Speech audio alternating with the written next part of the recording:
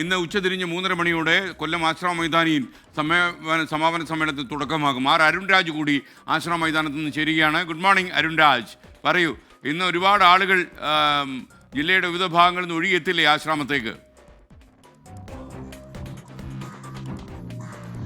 തീർച്ചയായും ഇന്ന് 3:30 രണ്ടിടങ്ങളിൽ നിന്നായി റെഡ് വാളണ്ടിയർ മാർച്ച് ഇപ്പോൾ ക്രമീകരിച്ചിട്ടുള്ളത്.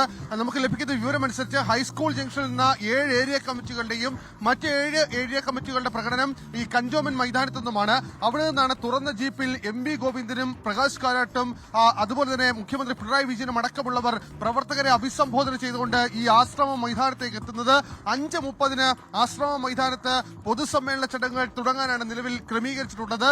2 ലക്ഷത്തിലധികം പേർ ഈ പരിപാടിയിൽ പങ്കെടുക്കും എന്നുള്ളതാണ് CPM കേന്ദ്രങ്ങൾ നിലവിൽ അവകാശപ്പെടുന്നത്. എന്തായാലും കൊല്ലം നഗരം അക്ഷരാർത്ഥത്തിൽ ചെങ്കടലായി മാറുമെന്ന കാര്യത്തിൽ സംശയമില്ല. കാരണം 4 ജില്ലകളിൽ നിന്നുള്ള പ്രതിനിധികൾ കൂടി ഇവിടേക്ക് എത്തുന്നു, 4 ജില്ലകളിൽ നിന്നുള്ള പ്രവർത്തകർ കൂടി ഇവിടേക്ക് എത്തുന്നു എന്നുള്ളതാണ് CPM കേന്ദ്രങ്ങൾ പറയുന്നത്. ഓരോ ബ്രാഞ്ച് കമ്മിറ്റിയിൽ നിന്ന് പോലും വലിയ തോതിലുള്ള ആൾക്കാരെ എത്തിക്കാനുള്ള ശ്രമം രാവിലെ തന്നെ CPMന്റെ കമ്മിറ്റികൾ തുടങ്ങിയിട്ടുണ്ട്. നമുക്കിവിടെ കാണാം ഈ വിവിധ ജില്ലകളിൽ നിന്ന്, അതായത് കാസർഗോഡ് മുതലുള്ള ജില്ലകളിൽ നിന്ന് നിരവധി ആൾക്കാർ രാവിലെ തന്നെ ട്രെയിനിലടക്കം ഇവിടേക്ക് എത്തുന്ന കാഴ്ചയുണ്ട്. നമ്മൾ പലരുമായി സംസാരിക്കുമ്പോൾ പറയുന്നത്, കാരണം ഞങ്ങളുടെ പാർട്ടിയുടെ സമ്മേളനമാണ്, സ്വാഭാവികമായും ഈ സമ്മേളനത്തിൽ എത്തിയില്ലെങ്കിൽ പിന്നെ എപ്പോഴാണ് ഞങ്ങൾക്ക് എത്താൻ കഴിയുക എന്നുള്ളതാണ്. അതുകൊണ്ട് തന്നെ വലിയ രീതിയിലുള്ള ജനത്തെ ഇവിടേക്ക് പോലീസും പ്രതീക്ഷിക്കുന്നുണ്ട്. കാരണം തിരുവനന്തപുരം, പത്തനംതിട്ട, ആലപ്പുഴ എന്നീ ജില്ലകളിൽ നിന്നുള്ള കൂടുതൽ പ്രവർത്തകർ കൂടി എത്തും. അങ്ങനെ അക്ഷരാർത്ഥത്തിൽ കൊല്ലം നഗരം ചെങ്കടലായി മാറും.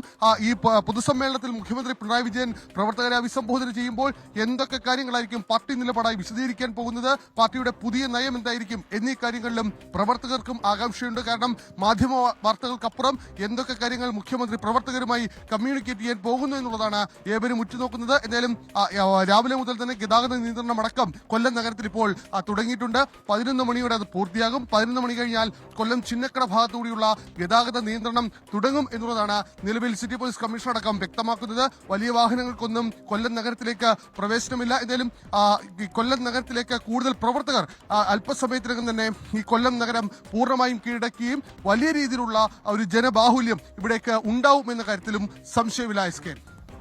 Okay, thank you. അരുൺ രാജാണ് കൊല്ലത്തെ ആശ്രമ മൈതാനം അവിടെ നിന്ന് ചേർന്നത്. അവിടെയാണ് വേദി, പ്രധാന വേദി. നഗരത്തിൻ്റെയും ജില്ലയുടെയും വിവിധ ഭാഗങ്ങളിൽ നിന്ന് ആയിരക്കണക്കിന് പ്രവർത്തകർ അവിടെ എത്താനും സാധ്യതയുണ്ട്. എന്തായാലും ആശ്രമ മൈതാനം ചുവന്നു തുടുക്കും എന്ന കാര്യത്തിൽ സംശയമില്ല.